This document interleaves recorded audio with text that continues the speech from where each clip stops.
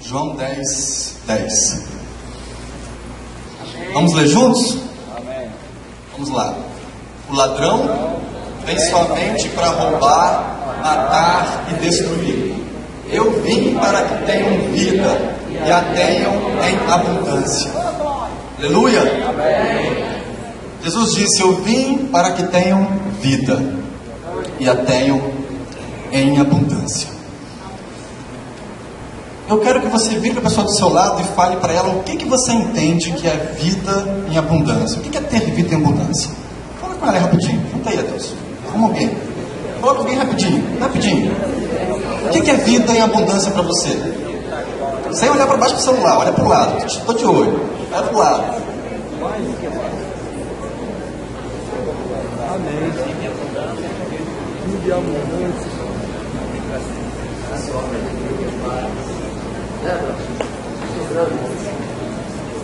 Vida em abundância.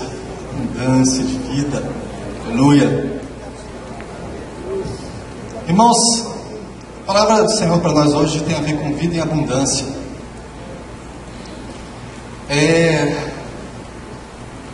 Às vezes é difícil para a gente falar de vida abundante quando de repente a gente tem um filho no crack,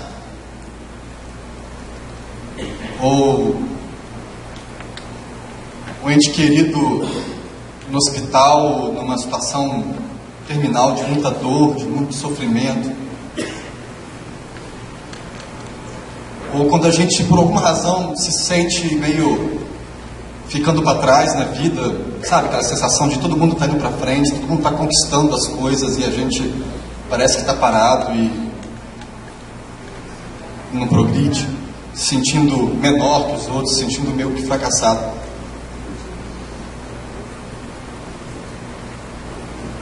Quando a nossa vida está no meio do turbilhão assim, como é que a gente fala de vida em abundância? O que é vida em abundância? Para muitos, nessa situação, a resposta é: não, olha só, vida em abundância é a vida eterna, eu vou experimentar isso completamente no céu. Essa vida aqui é uma vida de angústia, uma vida de dores. A gente tem na Bíblia, por exemplo, 1 Coríntios 15, 19, que diz que se a nossa esperança em Cristo se limita apenas a essa vida, somos os mais infelizes de todos os homens. Em Tiago 3,18 diz: infiéis, não compreendeis que a amizade do mundo é inimiga de Deus? Aquele, pois, que quiser ser amigo do mundo, constitui-se inimigo de Deus.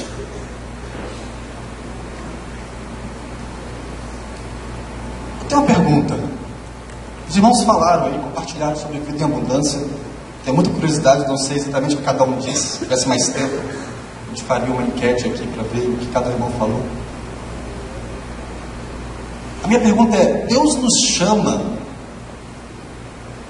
para uma vida de sofrimento? Buscar viver uma vida de fé, uma vida de dedicação ao reino, é sinônimo de ter uma vida sofrida, uma vida de renúncias? Você querer desfrutar a sua vida, sabe, viajando, comendo coisas gostosas, buscando ter conforto, se apaixonando por alguém, sabe, querer aproveitar a vida, é algo que não é compatível com ser dedicado ao reino de Deus. Desejar essas coisas que eu estou falando nos faz ser amigos do mundo e inimigos de Deus, como o texto que nós lemos? A resposta bíblica para isso é não. Não nos faz amigos do mundo. Você querer dar conforto para a sua família, você querer ter uma vida longa e de paz, você querer o melhor para os seus filhos, você querer até, sabe, ter aquele luxo de poder passear nas férias, no verão, ir para uma praia, ficar lá, tomando água de coco.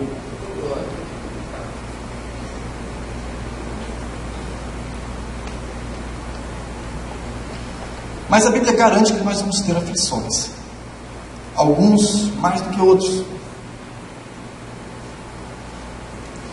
A vida é assim. Para alguns, às vezes, nós vamos ser surpreendidos com um tsunami que vai aparentemente leva tudo. Algumas pessoas vão ser mártires na fé, vão dar a vida delas pelo Evangelho. Outras vão ser vítimas gratuitas da violência de alguém, de um endemoniado sem vida, um zumbi que anda aí, que tira a vida do outro por besteira. Outros vão viver uma vida longa e feliz, sem doenças gravíssimas, sem fatalidades, sabe? Vão viver a vida.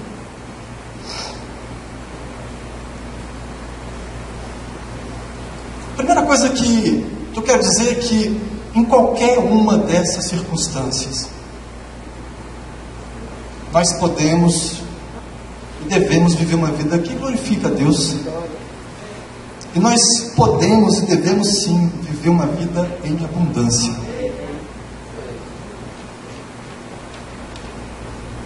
Porque vida em abundância não tem a ver com ter ou não saúde, ter ou não uma vida longa, ter ou não conforto, dinheiro no bolso, ter ou não reconhecimento, status social, ter ou não qualquer coisa desse tipo.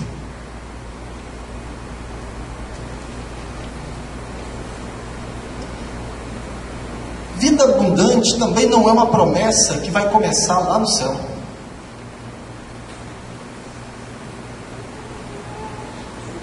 Ela começa aqui. Cada um de nós, seja qual for a situação que a gente esteja vivendo, é aqui e agora.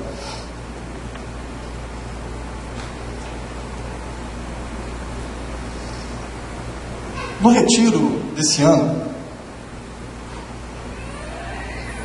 a gente compartilhou uma palavra lá. Eu queria retomar um pouco algumas coisas, porque o elemento central daquela palavra compartilhada foi, na verdade, uma revelação. Uma revelação que o Senhor me deu aqui. Estava naquele cantinho ali, sentado. Irmãos, raramente eu uso essa expressão, Deus me deu uma revelação. Não que haja algo de errado com ela, mas é prudência, temor mesmo.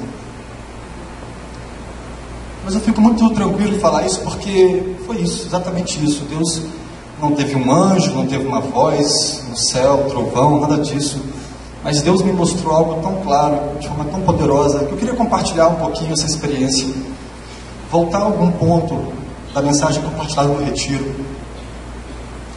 Porque o que Deus tem para a gente aqui hoje é uma aplicação disso na nossa vida, no nosso dia a dia, de forma a gente compreender o que é vida abundante para nós. Quem está me acompanhando, bate 2 palmas. 2 palmas. Todo mundo está ligado. O que a gente compartilhou no retiro foi sobre uma experiência que eu tive aqui, e começou um pouquinho antes. Começou com o irmão Valtir no hospital, e eu participava de algumas escalas de estar lá com ele. E nos instantes mais finais, assim, ele, muita dor e sofrendo muito, com medicação, aquelas coisas, e momentos de lucidez, de não lucidez. Eu achava incrível uma coisa: ele tinha muitos projetos. Ele tinha projetos para mais de 10 anos. Ele estava ali, gente, numa condição. E eu saí impactado com isso. Eu cria que Deus podia curá-lo, orava por isso, mas ao mesmo tempo eu tinha uma consciência de que é necessário Moisés passar, é necessário Josué e Caleb vir, é necessário, né? É a vida, é assim. Então eu aceitava e aceitei no meu coração, sem grandes crises, a passagem do novo altir para o Senhor. Lógico, fez muita falta e faz muita falta, mas eu aceitei isso sem crise. Depois veio a situação do Celso, e a situação do Celso foi um pouco diferente porque eu tinha outros motivos para crer que Deus iria curar o Celso. Não era apenas uma questão assim de uma conexão emocional com a família. De certa forma eu me via no Celso assim, filho pequeno, né, uma situação, e você acaba se conectando e tendo uma empatia maior. Mas a questão para mim é que eu via no Celso uma pessoa que Deus vinha formando há muitos anos e que tinha ainda tudo para ter muitos anos pela frente. E Celso era uma pessoa muito única, assim, ser humano maluco igual todo mundo aqui, mas muito única porque ele não tinha muitos apegos por essa vida. A maioria de nós tem muitas limitações por causa das coisas que a gente está construindo, da nossa família, nosso emprego, da nossa profissão, de um monte de coisa que a gente está construindo. Nada de errado com isso, mas o Celso era tão desapegado disso tudo. Isso tornava ele, na minha visão, assim, uma arma secreta na mão de Deus, não entende? Assim, aquele cara... Eu achava muito estranho Deus preparar alguém e deixar uma doença que acomete qualquer um, e poderia acometer ele, acometeu a ele, mas Deus poderia curá-lo. Eu cria que Deus ia fazer isso.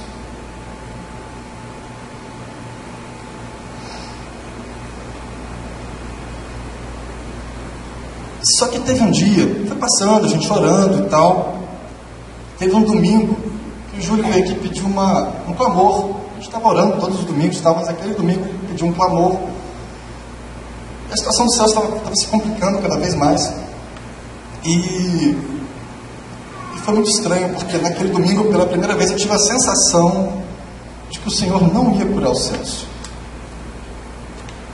Eu comecei a cair meio assim, do tipo, é possível que Deus não cure o Celso. E eu comecei a visualizar essa situação de Deus deixando o Celso partir. Eu ficava... E eu comecei a chorar, e abaixei a cabeça ali.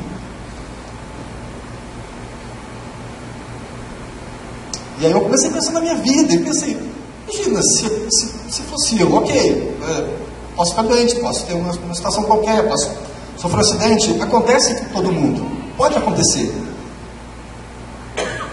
Mas eu tenho tantos planos, tantos projetos, sabe, sonhos de Deus, sonhos, sabe, a gente olha para frente, vê tantas coisas. Por que Deus investir na minha vida, me tirar do mundo, trazer e me preparando e enxertando tantos sonhos, e de repente um câncerzinho miserável me ceifar assim, sendo que Deus é poderoso para curá-lo? E aquilo gerou momentaneamente ali uma crise no meu coração. E eu chorava, e eu abri o celular e escrevi assim uma nota, assim, eu anoto muitas coisas no celular para depois refletir, é meu bloco de notas. E eu escrevi literalmente assim: somos tentados a achar que somos importantes, que somos instrumentos valiosos. Mas se somos, por que então Deus leva servos tão preciosos tão cedo?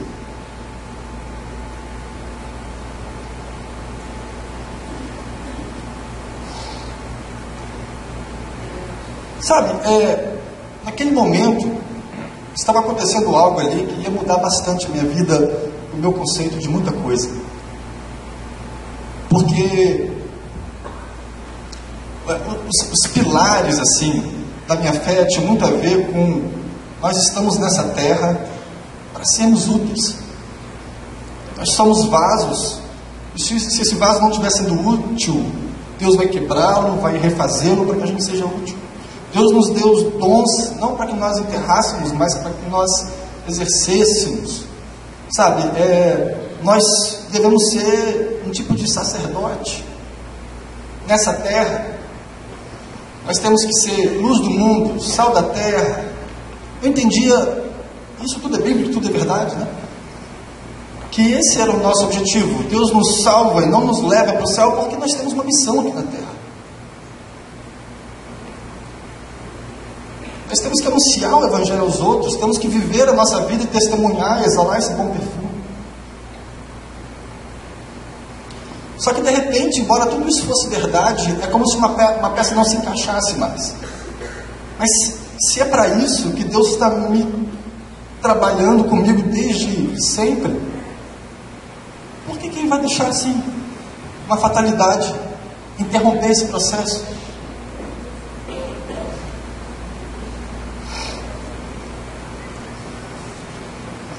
E aí, enquanto todos oravam, os irmãos se levantaram, a gente fez um clamor, eu me prostrava assim, meu coração diante do trono de Deus e falava: Senhor, por que eu estou aqui? Por que nós todos estamos aqui? O que existe de mais profundo do que isso, do que estar aqui e ser testemunha até os confins da terra? Por que tem que ter algo mais profundo que explique isso? Porque não está fazendo sentido.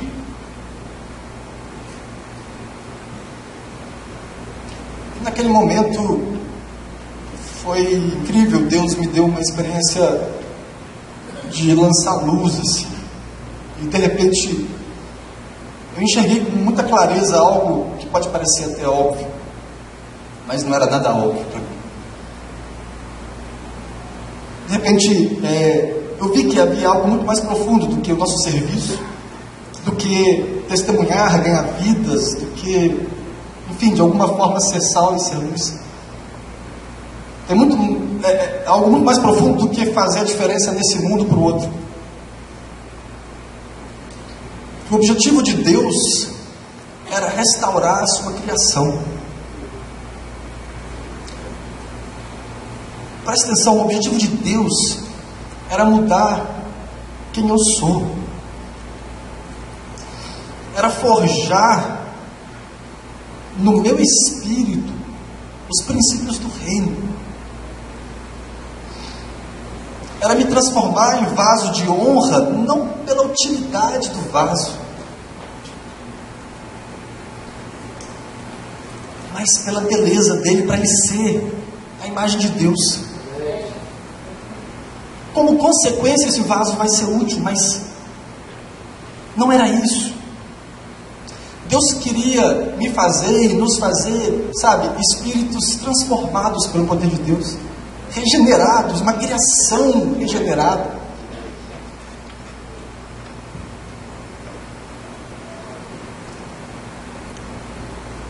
E de repente, tudo que nós passamos faz parte de um processo de regeneração da nossa vida. Essa transformação é um processo, como a Bíblia diz, de glória em glória. E eu estava meditando sobre glória.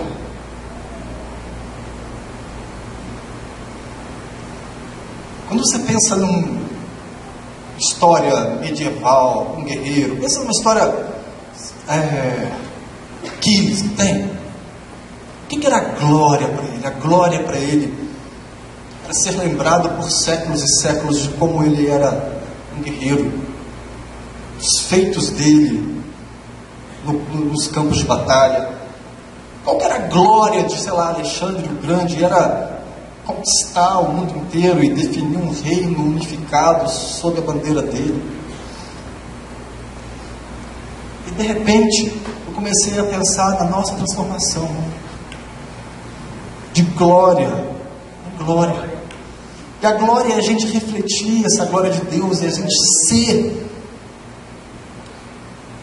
esse reflexo, esse espírito que reflete o Espírito de Deus, que ama, que perdoa, que representa tudo que é valor do reino de Deus.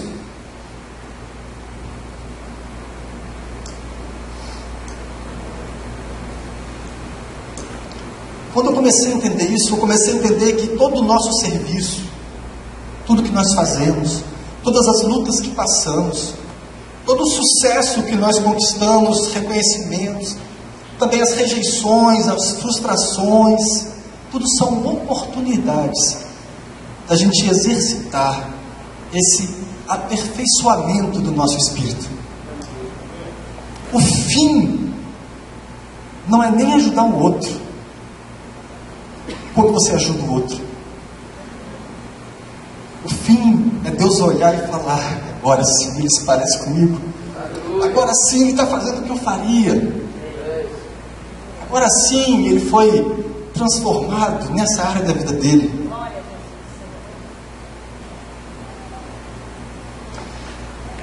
Deus não precisa de nós. Deus não precisa do nosso serviço. É uma honra para a gente servir a Deus. É uma honra para a gente ser esse instrumento. Mas Ele não precisa. E nós somos sim tentados a achar que nós realmente, vamos realizar coisas grandes para Deus. E nós podemos sim realizar coisas muito grandes, desde que o nosso espírito seja grande em Deus, desde que não seja por vaidade.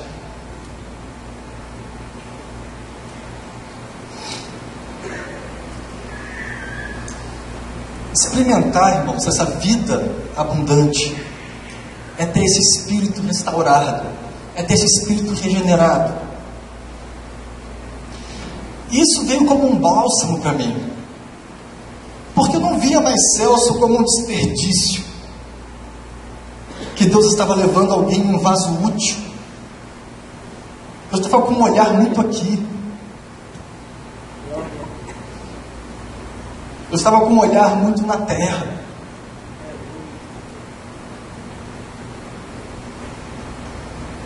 E isso mudou a forma como eu vejo a minha vida, como eu vejo o meu futuro e como eu vejo cada passo que eu dou. Porque a relevância, o significado do que eu faço não é mais medido pelo impacto que isso gera no outro,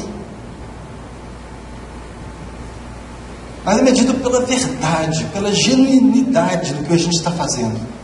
Os irmãos entendem o que eu estou falando? De repente, agora o que é relevante não é a quantidade de vidas que você salva, embora seja importante, óbvio, evangelizar e salvar muitas vidas, mas é o seu coração nesse processo. Não tem a ver com quantos versículos você lê por semana, não tem a ver com quanto você é engajado ou não em tal ministério. Tudo isso são consequências de um coração que foi transformado.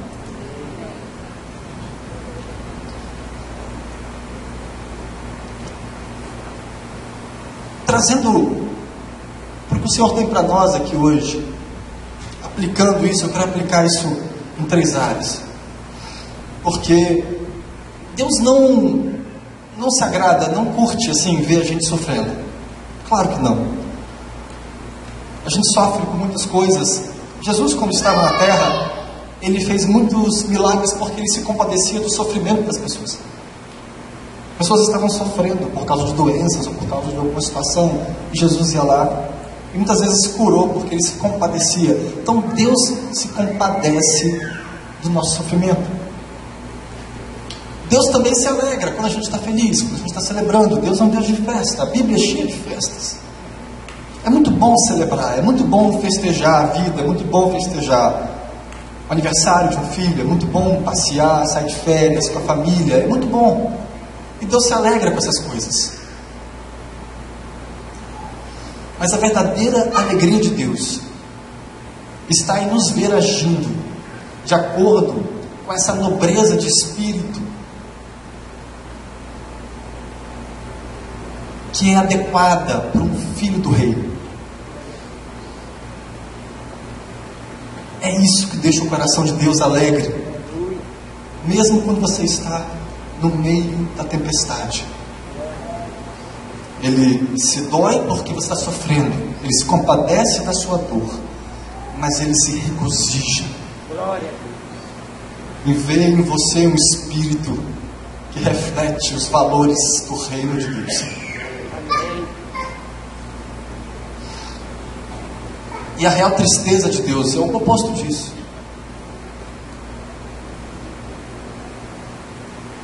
Por exemplo, vamos falar de realizações pessoais. Deus se alegra quando a gente conquista algo importante. Por exemplo, a gente se forma na faculdade, ou a gente se casa, ou consegue passar no concurso, ou consegue um emprego legal, consegue comprar uma casa, consegue comprar um carro bacana, dá conforto. Tudo isso é bom, não há nada de errado nisso. Mas Deus se entristece quando a gente, por exemplo, se sente superior por ter isso, por ter aquilo. Ou quando a gente deposita a nossa alegria nessas coisas, do tipo, meu projeto de vida é ter essa casa, é ter esse carro, é viajar 3 vezes por ano. Para eu ser feliz eu preciso disso, então eu preciso correr atrás disso.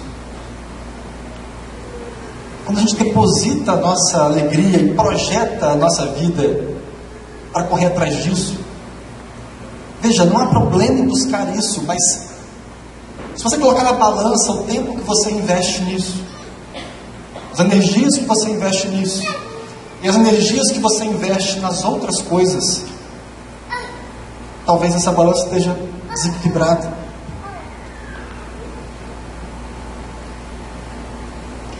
Deus se entristece quando a gente recebe muitos dons, habilidades, e usa todos eles no nosso trabalho, mas não usa eles para servir o outro, para atuar no ambiente da igreja com esses dons, com essas habilidades que Deus te deu.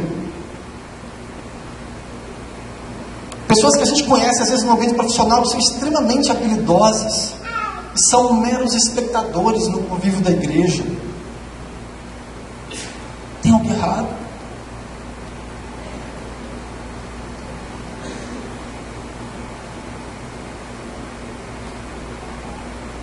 Então, para um pouquinho só, todos nós aqui, vamos avaliar um pouquinho a nossa vida sobre essa ótica. A gente tem sido uma pessoa coerente, usando os nossos dons, usando as nossas habilidades, usando tudo aquilo que Deus nos deu, a saúde que Deus nos deu, para a nossa família, para servir ao outro, além de olhar para o nosso umbigo também, né? Para a igreja. Como é que a gente tem distribuído isso?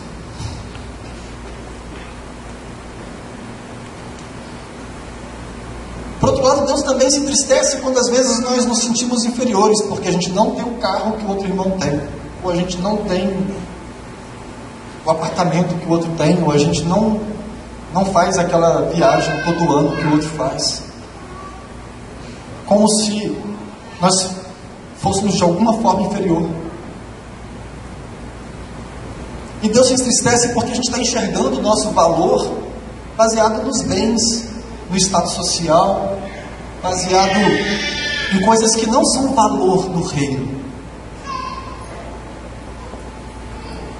A gente não está conseguindo enxergar o nosso real valor com os olhos de Jesus. Então, irmãos, sobre isso, primeiro, a gente não pode se sentir culpado por querer o melhor para a nossa família, culpado por correr atrás do trabalho, correr atrás de ter uma boa profissão, se formar, estudar, se organizar financeiramente, ter um sucesso profissional. Mas ter uma vida em abundância não tem nada a ver com isso.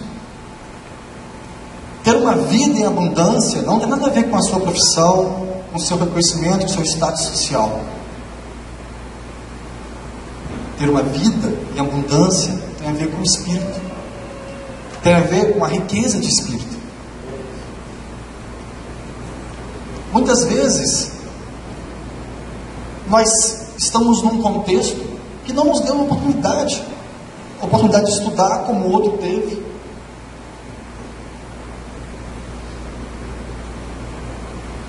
Nós não somos menores por causa disso, muito pelo contrário. Muito pelo contrário. Então, vamos entender e nos olhar como Deus nos olha. Vamos tomar posse dessa vida abundante, dessa verdadeira espiritualidade. Porque a verdadeira espiritualidade, ela não olha essas coisas, porque alguns caem no outro lado, que é olhar alguém que tem uma boa profissão, está bem sucedido, e achar que ele é uma pessoa ligada às coisas do mundo. Pode ser, pode não ser. É o coração. Onde está o seu coração, diz a Bíblia, aí está o seu tesouro.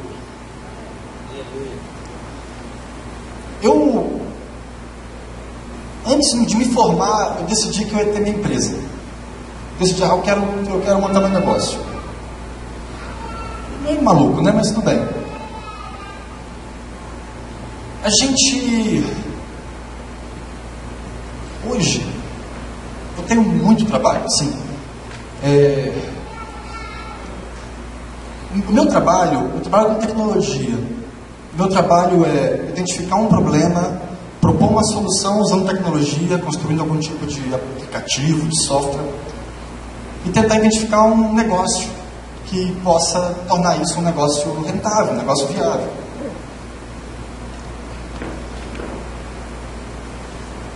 E na minha empresa a gente criou um setor de inovação para criar várias coisas. E toda vez que a gente cria uma coisa, a gente cria com parceria com não sei quem, novos sócios, investidores, é um monte de gente. Hoje eu toco 5 empresas. Essas 5 empresas me dão um trabalho enorme, um prazer enorme, porque eu gosto do que eu faço, e uma possibilidade de sucesso e de resultado.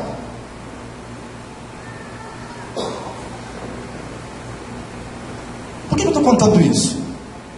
Em setembro agora, eu tive levando um desses negócios para uma feira em São Francisco, nos Estados Unidos, de tecnologia, a maior feira do mundo de tecnologia, lá no Vale do Silício, que os irmãos ouvem falar por aí. E o que eu vi lá era tanta gente jovem, fascinada pelo dinheiro, pelo status, pelo sucesso. Eu acho que nem nessa ordem, eu acho que primeiro elas queriam o status, depois o dinheiro. Gente deslumbrada com aquilo. Eu fui para lá porque, do ponto de vista empresarial, era um bom negócio. A gente tem planos de expandir, fazer uma operação internacional, nossos produtos poderem ser comercializados nos Estados Unidos, tem investidores de lá, faz sentido para a gente estar lá. Mas quando você é uma pessoa transformada, você olha essas coisas, você fala, tipo, não te encanta. Não te encanta esse status dos super empreendedores, dos milionários, dos bilionários, dos Zuckerbergs da vida do Facebook. Eu não estou dizendo, irmãos, que do ponto de vista empresarial a gente não esteja buscando melhorar, crescer. É claro, qualquer empresa, você tem que aumentar faturamento, aumentar vendas, é empresa.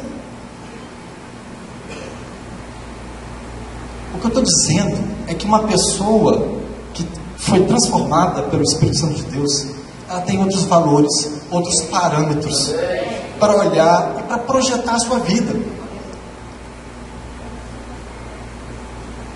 Porque uma pessoa transformada pelo Espírito Santo de Deus, ela vai olhar e falar assim, tá bom, mas se aparecer um investidor maluco aqui que quer colocar não sei quantos milhões na empresa, e como que isso afeta a minha vida? Eu vou ter que ir para os Estados Unidos? Eu vou deixar minha família aqui? Eu vou levar minha família para lá? Para essa galera lá, isso é um problema que depois eles resolvem. E como que resolve depois? Separa, acaba, arruma outra lá. Para eles não é um valor importante. A nossa principal diferença para o mundo está no que está no nosso coração, no que é valor para a gente.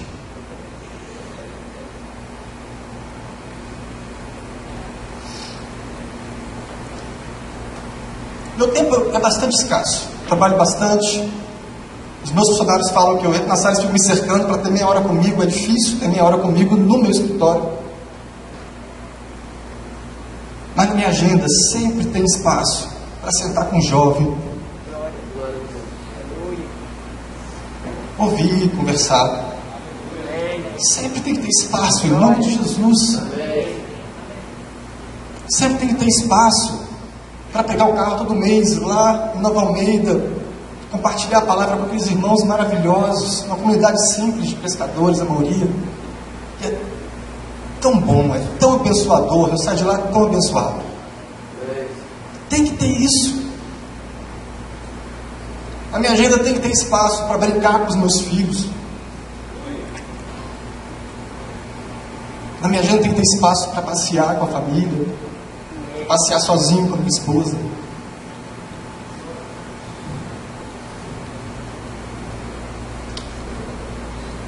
Há muitos anos atrás, eu estava viajando, na viagem da empresa, e eu estava emendando viagens uma após a outra.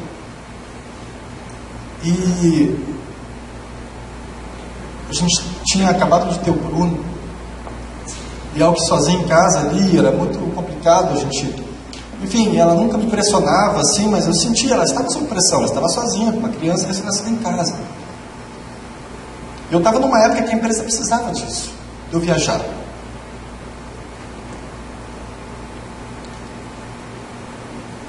Tive uma sexta-feira, sábado, na verdade, estava no hotel, e aí, conversando por Skype, assim, com o Elke, tal, a gente conversando, assim, tal. Você via, né, saudade aqui, saudade lá e tal, mas, né, tranquilo, tal, beijo, tchau. Quando eu desliguei, eu falei, gente, o que eu estou fazendo aqui, cara?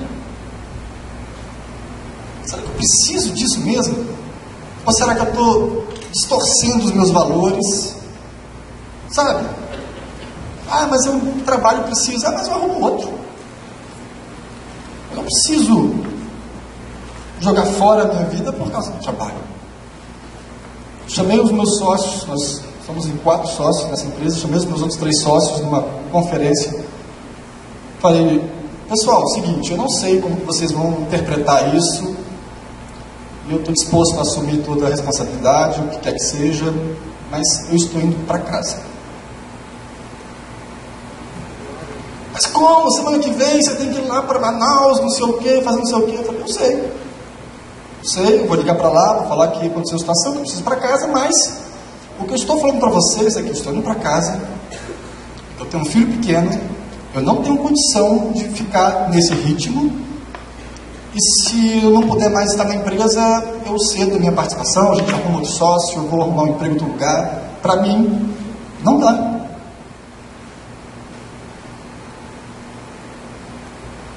E eu coloquei de uma forma simplificada. Ah, mas você está fazendo isso pela sua família. Eu falei, não vem com essa não. Eu não estou fazendo isso pela minha família.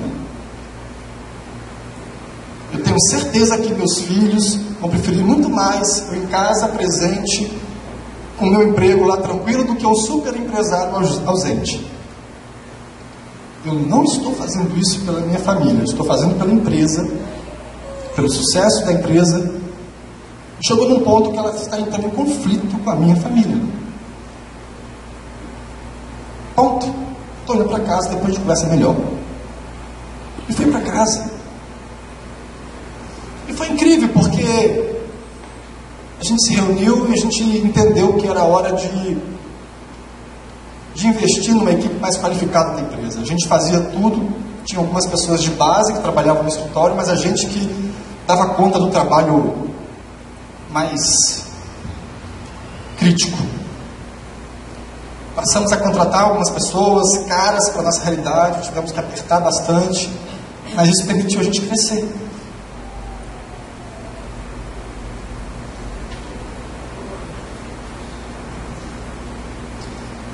O que eu estou querendo dizer, irmãos, é que onde está o nosso coração, ali está o nosso tesouro.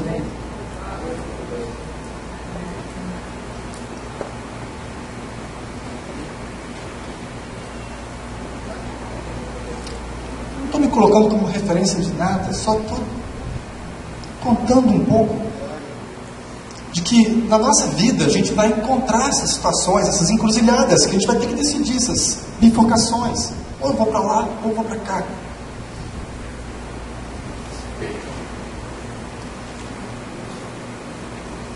E essas escolhas vão fazer toda a diferença. Vida em abundância. Vida em abundância é ter essa liberdade, sabe? De falar, não, eu fico com a minha família, dando esse negócio para lá. Depois a gente vê o que faz. Mas minha família é em primeiro lugar.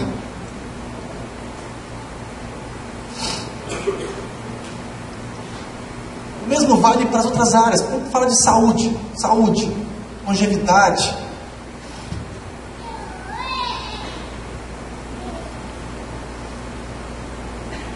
Estamos enfrentando aqui esse período complexo, terrível, a Valentina, essa luta nossa.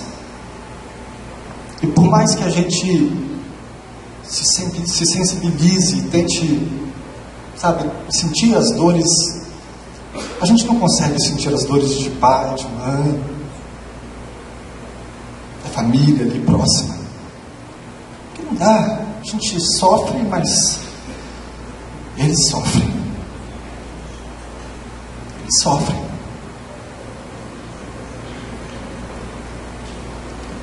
E é possível ter vida em abundância sofrendo desse jeito?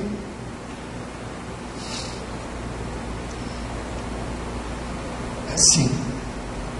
Na verdade, essas horas são as horas onde mais nós transbordamos de vida, de riqueza interior. Porque o poder de Deus se aperfeiçoa na fraqueza. Na fraqueza. Quando somos fracos, impotentes.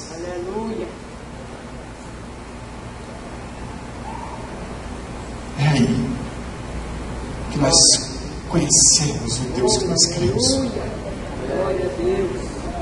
É aí que também nós conhecemos esse Espírito que Deus está forjando em cada um de nós. Como nós somos capazes em Deus de crer, de confiar. Glória a Deus.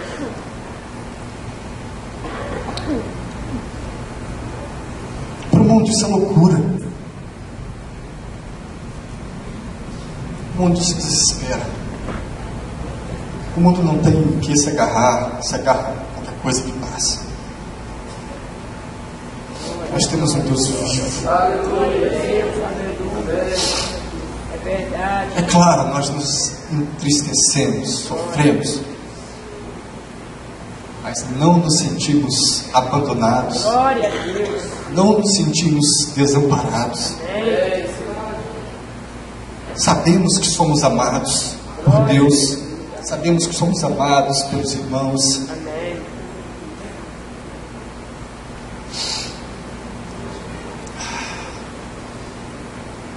E podemos manifestar que Cristo em nós é a esperança da glória. Aleluia.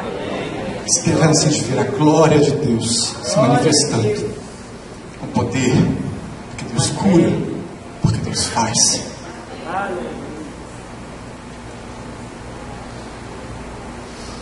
E a gente não pode se enganar, irmãos. Todos nós visualizamos para nós uma vida longa. Eu penso em quando vou parar de trabalhar e curtir meus netos. Tomara que demore bastante. Passe bem devagarzinho para curtir cada fase. Eu fico sonhando, sonhos de Deus, assim, de como vai ser isso, como vai ser aquilo. Projetos.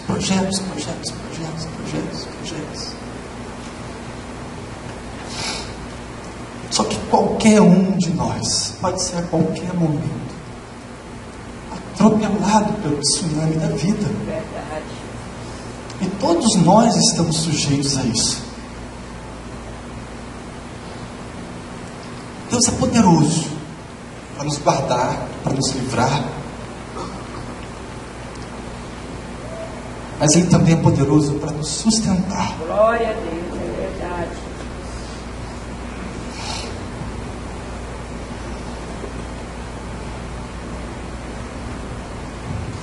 Vida em abundância. Glória a Deus.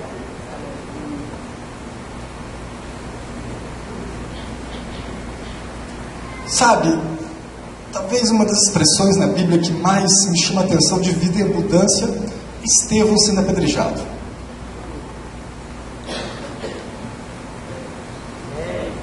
Glória a Deus. Sabe, tirando Jesus, né? Jesus não conta.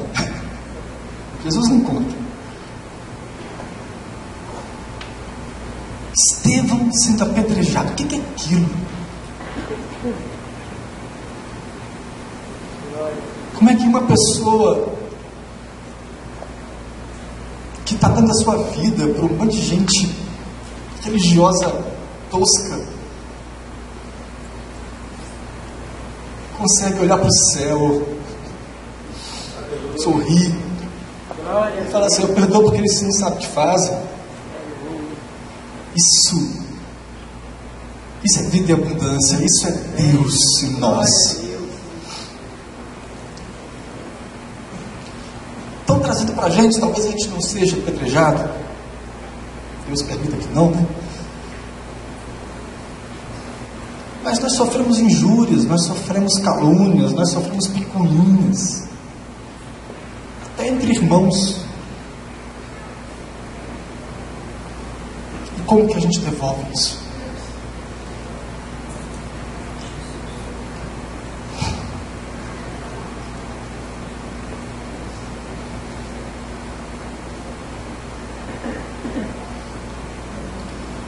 Vida em abundância também vale para o nosso serviço, porque a gente estava falando no início que o vaso não é feito com o objetivo principal do serviço, mas ele ser algo valioso em si, de Deus olhar para ele e falar assim: esse vaso é perfeito.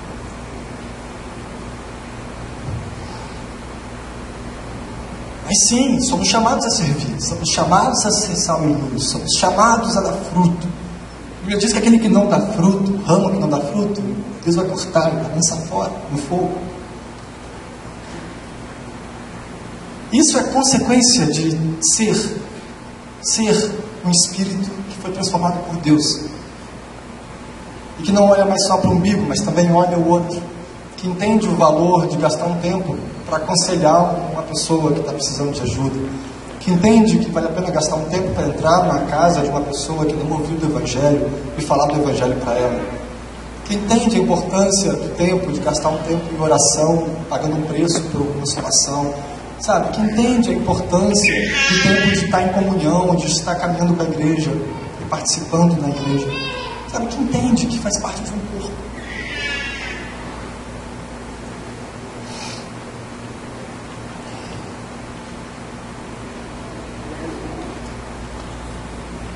Mas é interessante observar que Deus não nos mede baseado nos números que nós enxergamos.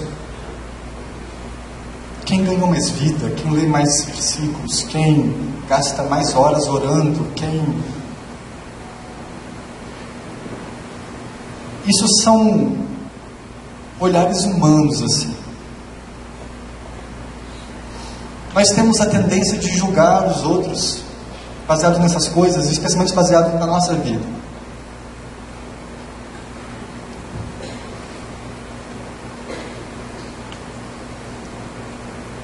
Quem está acompanhando?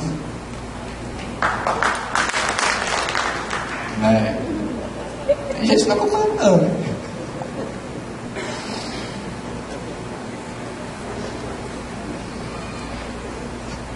Deus tem uma relação individual conosco. Jesus falou uma parábola que eu acho ela incrível, dos trabalhadores da vinha. Os irmãos lembram da parábola?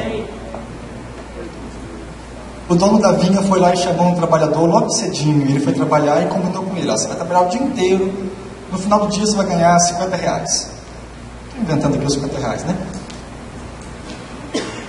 Foi lá um outro, no meio-dia, você vai trabalhar a tarde inteira, vai ganhar R$50. E chegou um outro lá no finalzinho da tarde, 5 horas da tarde, ó, acaba aqui pro pessoal, trabalha uma horinha aqui, você vai ganhar R$50. E o primeiro ficou revolte, falou, que é isso? Eu trabalhei o dia inteiro aqui, e esse cabra aí que chegou agora, não fez nada, ajudou a guardar as pás, está ganhando igual eu?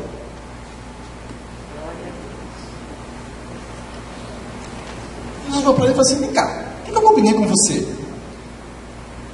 Eu combinei 50?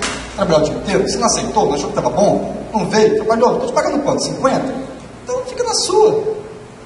Você aqui, ó, eu e você, eu e você. O outro lá, ó, sou eu e ele. Cada um na sua, fica na sua.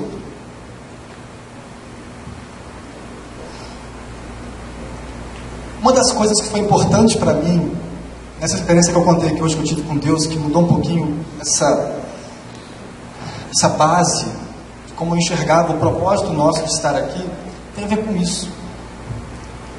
Porque, de alguma forma, eu me cobrava e me esforçava para não cobrar os outros, baseado nessas coisas visíveis, exteriores.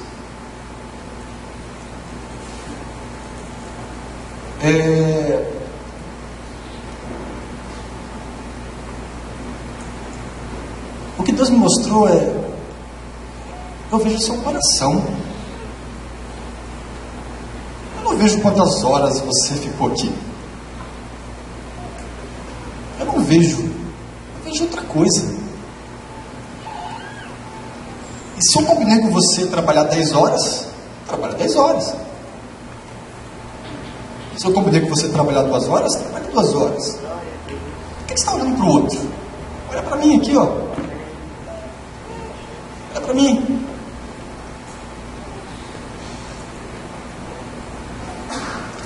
Porque isso tem 2 lados. Um lado onde muitas vezes a gente deseja ser como o outro e às vezes não consegue, se frustra.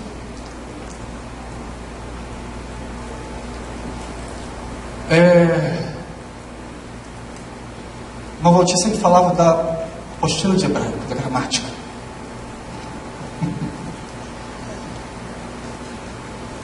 Toda vez que eu estava com ele, ó, Fabrício, gramática de hebraico, fazer a gramática.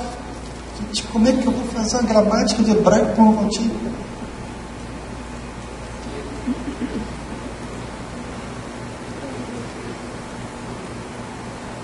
E lá no hospital, assim, sentado assim, eu olhava para ele e falava, a gramática não vai sair. Não vai sair. Aquilo, de certa forma, era um peso para mim.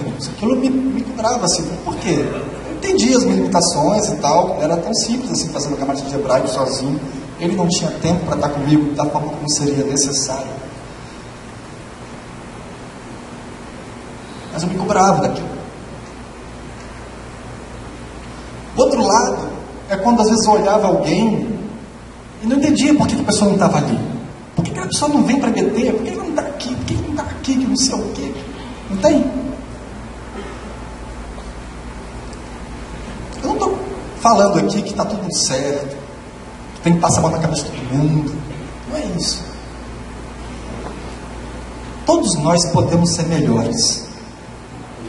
Todos nós podemos ser mais dedicados. Só que não adianta medir o outro, a sua medida, o seu parâmetro. Você não é senhor do outro, né? A gente compartilhou isso aqui um tempo atrás. Deus é senhor dele.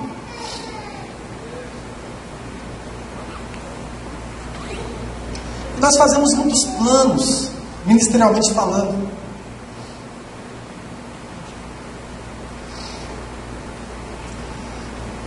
Tem pessoas que vivem meio que no futuro, assim, porque um dia eu vou ser muito usado por Deus, porque um dia... E aí o tempo vai passando, daqui a pouco você olha no espelho e fala, Mas se duvidar se esse dia vai chegar, porque já Passou metade da vida e um dia está longe, né? Não mudou nada.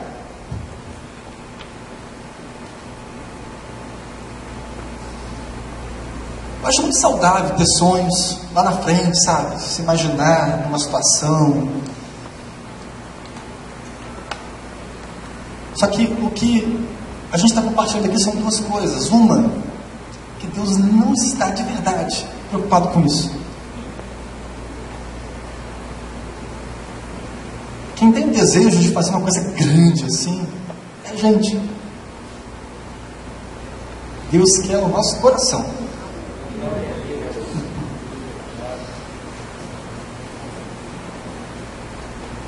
A segunda coisa é que sim, Deus pode te usar. Deus usa mesmo.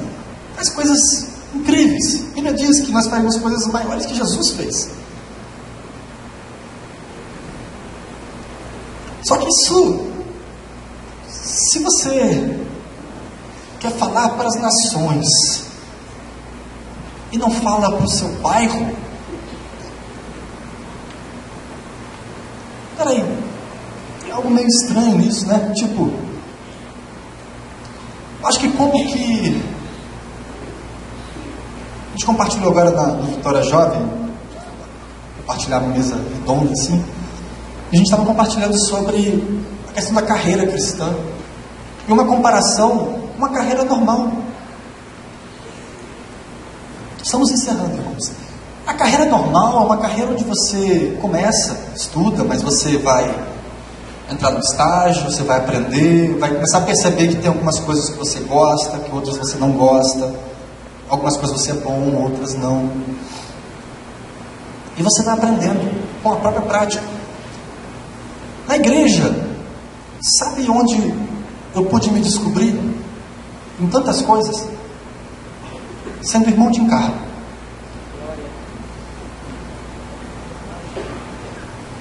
Eu me converti com 17 anos, com 18 anos, com menos de um ano de crente, eu era irmão de encargo. Óbvio, novo, junto com alguém mais velho, para não falar besteira, para corrigir as besteiras, né? Mas como irmão de encargo, eu tive a oportunidade de perceber que eu tinha um dom para lidar com a palavra. Eu percebi ali, eu falei, gente, olha aqui, parece que esse negócio aqui flui. Como irmão de encargo, eu percebi